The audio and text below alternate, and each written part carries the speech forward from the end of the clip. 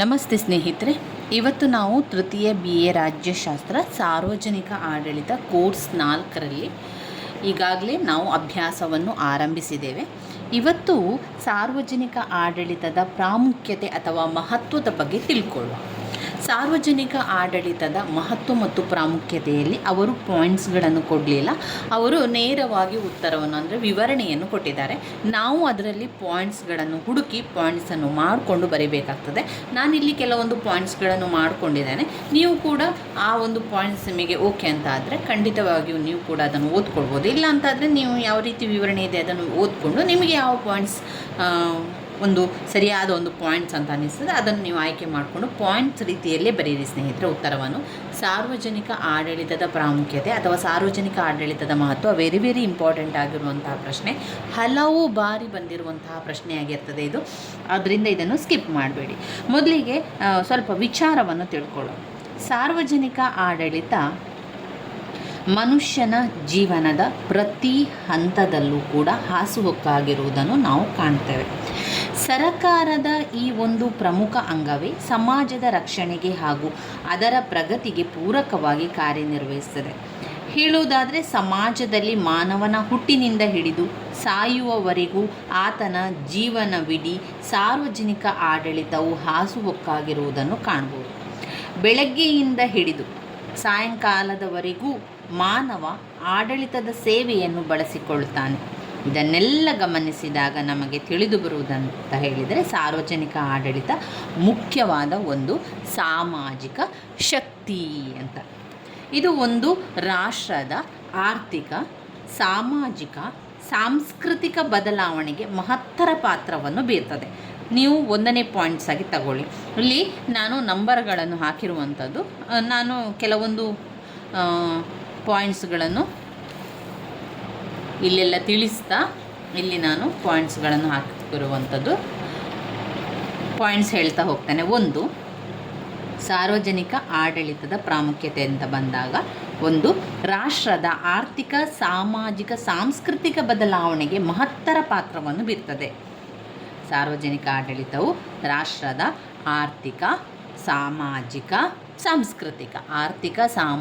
ಸಾಂಸ್ಕೃತಿಕ ಬದಲಾವಣೆಗೆ ಮಹತ್ತರವಾದ ಪಾತ್ರವನ್ನು ಬೀರುತ್ತದೆ. 2ನೇದು ರಾಷ್ಟ್ರದ ಬೆನ್ನೆಲುಬು. ಸಾರ್ವಜನಿಕ ಆಡಳಿತ ರಾಷ್ಟ್ರದ ಬೆನ್ನೆಲುಬು ಆಗಿದೆ. ಒಂದು ರಾಜ್ಯ ಶಾಸಕಾಂಗ ಹಾಗೂ ಸ್ವತಂತ್ರ ನ್ಯಾಯಾಂಗವಿಲ್ಲದೆ ಇರ್ಬೋದು, ಆದರೆ ಆಡಳಿತ ಇಲ್ಲದೆ ರಾಜ್ಯದ ಅಸ್ತಿತ್ವ ಇರಲಿಕ್ಕೆ ಸಾಧ್ಯ ಇಲ್ಲ. ಪ್ರಸ್ತುತ ಪರಿಸರವೂ ಕೂಡ ರಾಜ್ಯ ಹೇಗೆ ಇರುತ್ತದೆ, ಯಾವ ರೀತಿ ಇದೆ ಎಂಬುದನ್ನು ಅವಲಂಬಿಸದೆ ಅದರ ಆಡಳಿತ ವ್ಯವಸ್ಥೆ ಹೇಗೆ ಇದೆ, ಯಾವ ರೀತಿ ಇದೆ ಎಂಬುದನ್ನು ಸಂಪೂರ್ಣವಾಗಿ ಅವಲಂಬಿಸಿರುತ್ತದೆ. ಇದನ್ನೆಲ್ಲ ಗಮನಿಸಿದಾಗ ನಮಗೆ ಏನು ತಿಳಿದು ಬರ್ತದೆ ಅಂತ ಹೇಳಿದರೆ ಆಡಳಿತ ರಾಷ್ಟ್ರದ ಬೆನ್ನೆಲುಬು ಎಂದು ಪರಿಗಣಿಸಬಹುದು. ಸಾರ್ವಜನಿಕರ ಇಚ್ಛೆಯಂತೆ ನಡೆದು ಅದನ್ನು ಮುನ್ನಡೆಸಿಕೊಂಡು ಹೋಗುವ ಕ್ರಿಯಾತ್ಮಕ ಶಕ್ತಿಯೇ ಆಡಳಿತ. ಸಮಾಜದ ಉದ್ದೇಶಿತ ಗುರಿಗಳು ಮತ್ತು ಅವುಗಳನ್ನು ಕಾರ್ಯಗತಗೊಳಿಸುವ ಹಾಗೂ ಮುಂದೆ ಬರಬಹುದಾದಂತಹ ವಿಷಯ ಪರಿಸ್ಥಿತಿಯನ್ನು ಎದುರಿಸಿ ಸಮಾಜವನ್ನು ಮುನ್ನಡೆಸಿಕೊಂಡು ಹೋಗುವ ಜವಾಬ್ದಾರಿ ಆಡಳಿತದ ಮೇಲಿರ್ತದೆ. ಈಗ 1ನೇ ಪಾಯಿಂಟ್, ರಾಷ್ಟ್ರದ ಆರ್ಥಿಕ, ಸಾಮಾಜಿಕ, ಸಾಂಸ್ಕೃತಿಕ ಬದಲಾವಣೆಗೆ ಮಹತ್ತರ ಪಾತ್ರ ವಹಿಸ್ತದೆ. ಸಾರ್ವಜನಿಕ ಆಡಳಿತವು ರಾಷ್ಟ್ರದ ಬೆನ್ನೆಲುಬು ಆಗಿದೆ. ಸಮಾಜದ ಉದ್ದೇಶಿತ ಗುರಿಗಳನ್ನು ಹೊಂದಿದೆ. ಸಮಾಜದ ಉದ್ದೇಶಿತ ಗುರಿ ಮತ್ತು ಅವುಗಳನ್ನು ಕಾರ್ಯಗತಗೊಳಿಸುವಂತೆ ಮಾಡುತ್ತದೆ. 4, ಸರಕಾರದ ನೀತಿಯನ್ನು ಯಶಸ್ವಿಯಾಗಿ ಕಾರ್ಯಗತಗೊಳಿಸುತ್ತದೆ. ಸಾರ್ವಜನಿಕ ಆಡಳಿತವು ಸರಕಾರದ ನೀತಿಯನ್ನು ಯಶಸ್ವಿಯಾಗಿ ಕಾರ್ಯಗತಗೊಳಿಸುತ್ತದೆ. ಸಾರ್ವಜನಿಕ ಆಡಳಿತದ ಕುಶಲತೆ. ಸಾರ್ವಜನಿಕ ಆಡಳಿತವು ತನ್ನ ಪರಿಣಿತಿ, ಜ್ಞಾನ, ತಾಂತ್ರಿಕ ಕೌಶಲ ಹಾಗೂ ಅಪಾರ ಅನುಭವಗಳನ್ನು ನೀತಿಯನ್ನು ಕಾರ್ಯಗತಗೊಳಿಸುವುದರ ಜೊತೆಗೆ ಅದನ್ನು ರೂಪಿಸುವ ಕಾರ್ಯದಲ್ಲಿ ಶಾಸಕಾಂಗಕ್ಕೆ ಸಹಾಯವನ್ನು ಮಾಡುತ್ತದೆ. ಸಾರ್ವಜನಿಕ ಆಡಳಿತವು ಶಾಸಕಾಂಗಕ್ಕೆ ಸಹಾಯ ಮಾಡುತ್ತದೆ. ಸಾರ್ವಜನಿಕ ಆಡಳಿತವು ಶಾಸಕಾಂಗಕ್ಕೆ ಸಹಾಯವನ್ನು ಮಾಡುತ್ತದೆ. ವಿವಿಧ ರೀತಿಯ ಯೋಜನೆಗೆ ವ್ಯಯ ಮಾಡುವ ಕೋಟಿಗಟ್ಟಲೆ ಸಾರ್ವಜನಿಕ ಹಣ ಜವಾಬ್ದಾರಿಯುತವಾಗಿ ಕಾರ್ಯನಿರ್ವಹಿಸುವ ಅಂಗವೇ ಸಾರ್ವಜನಿಕ ಆಡಳಿತ. ಈ ಸಾರ್ವಜನಿಕ ಹಣ ವೆಚ್ಚ ಮಾಡಲು ದಕ್ಷ ಪ್ರಾಮಾಣಿಕ ಮತ್ತು ಯೋಗ್ಯ ಅಧಿಕಾರಿಗಳು ಕೂಡ ಬೇಕು. ಈ ಕಾರ್ಯನಿರ್ವಹಿಸುವ ವರ್ಗವೇ ಆಡಳಿತ ವರ್ಗ. ಸಂಸ್ಕೃತಿಯ ಉಳಿಯು ಬಲ್ಲಿದರಿಂದ ಬಡವರ ಶೋಷಣೆ ತಡೆಗಟ್ಟಲಿಕ್ಕೆ, ಸಂಸ್ಕೃತಿಯನ್ನು ಉಳಿಸಲಿಕ್ಕೆ ಸಾರ್ವಜನಿಕ ಆಡಳಿತದ ಮಹತ್ವ ಅಥವಾ ಪ್ರಾಮುಖ್ಯತೆಯಲ್ಲಿ ಸಂಸ್ಕೃತಿಯ ಉಳಿವಿಗಾಗಿ, ಬಡವರ ಶೋಷಣೆಯನ್ನು ತಡೆಗಟ್ಟಲು, ಸಾಮಾಜಿಕ ನ್ಯಾಯವನ್ನು ದೊರಕಿಸಿಕೊಡಲು, ಇದೆಲ್ಲ ಪಾಯಿಂಟ್ಸ್ ರೀತಿಯಲ್ಲಿ ನಾವು ತಗೊಳ್ಬೇಕು. ಆಡಳಿತಾಂಗದ ಸೇವೆ ಅತ್ಯವಶ್ಯಕವಾಗಿರುತ್ತದೆ. LD ವೈಟ್ನವರ ಪ್ರಕಾರ ಆಡಳಿತಾಂಗದ ಗುರಿ ರಾಜ್ಯದಲ್ಲಿ ಶಾಂತಿ ಸುವ್ಯವಸ್ಥೆ ಕಾಪಾಡುವುದು, ಪ್ರಜೆಗಳಿಗೆ ನ್ಯಾಯ ದೊರಕಿಸಿಕೊಡುವುದು, ರೋಗ ರುಜಿನಗಳನ್ನು ತಡೆಗಟ್ಟುವುದು, ರಕ್ಷಣೆಯನ್ನು ಕೂಡ ಒದಗಿಸುವುದು, ವಿವಿಧ ಜನತೆ ಮತ್ತು ಗುಂಪುಗಳ ನಡುವೆ ಸಮನ್ವಯವನ್ನು ಸಾಧಿಸುವುದು, ಸುಖಿ ರಾಜ್ಯ ಸ್ಥಾಪಿಸಿ ಪ್ರತಿಯೊಬ್ಬರೂ ಸುಖ ಶಾಂತಿಯಿಂದ ಇರುವಂತೆ ನೋಡಿಕೊಳ್ಳುವುದು. ಗುಂಪುಗಳ ನಡುವೆ ಸಮನ್ವಯವನ್ನು ಸಾಧಿಸ್ತದೆ. ಅಂದರೆ ಈ ಸಾರ್ವಜನಿಕ ಆಡಳಿತವು ಬೇರೆ ಬೇರೆ ಗುಂಪುಗಳು, ಅಂದರೆ 2 ಗುಂಪುಗಳ ನಡುವೆ ಸಮನ್ವಯವನ್ನು ಸಾಧಿಸಲಿಕ್ಕೆ ಸಹಾಯ ಮಾಡ್ತದೆ. ಅಷ್ಟೇ ಅಲ್ಲದೆ ಸುಖಿ ರಾಜ್ಯವನ್ನು ಸ್ಥಾಪಿಸಲಿಕ್ಕೂ ಸಹಾಯ ಮಾಡ್ತದೆ. ಸುಖ ಶಾಂತಿ ಇರುವಂತೆ ನೋಡಿಕೊಳ್ಳುತ್ತದೆ.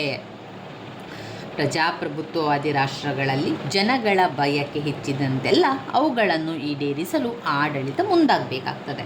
ಇದಕ್ಕೆ ಕಾರಣ ಪ್ರಜೆಗಳಿಗೆ ಅಧಿಕಾರ ವರ್ಗಾವಣೆ. ಇದರ ಪ್ರತಿಫಲದಿಂದ ಸರಕಾರದ ಜವಾಬ್ದಾರಿ ಕೂಡ ಹೆಚ್ಚತೊಡಗಿತು. ಜನತೆ ತಮ್ಮಲ್ಲಿನ ವಿಭಿನ್ನ ಇಚ್ಛೆ ಪೂರೈಸಿಕೊಳ್ಳಲು ಅವರಲ್ಲೇ ವೈಮನಸ್ಸು, ಗುಂಪುಗಾರಿಕೆ ಹುಟ್ಟಲು ಪ್ರಾರಂಭವಾಯಿತು. ಈ ರೀತಿ ಜನತೆಯ ಇಚ್ಛೆಯನ್ನು ಈಡೇರಿಸಿ ವ್ಯಕ್ತಿ ಮತ್ತು ಗುಂಪುಗಳ ನಡುವೆ ಸಾಮರಸ್ಯವನ್ನು ಸಾಧಿಸುವ ಜವಾಬ್ದಾರಿ ಆಡಳಿತದ ಮೇಲಿದೆ. ಇದನ್ನು ಬಹಳ ಜಾಗರೂಕತೆಯಿಂದ ನಿರ್ವಹಿಸುವ ಕಾರ್ಯ ಆಡಳಿತಕ್ಕೆ ಸೇರುತ್ತದೆ.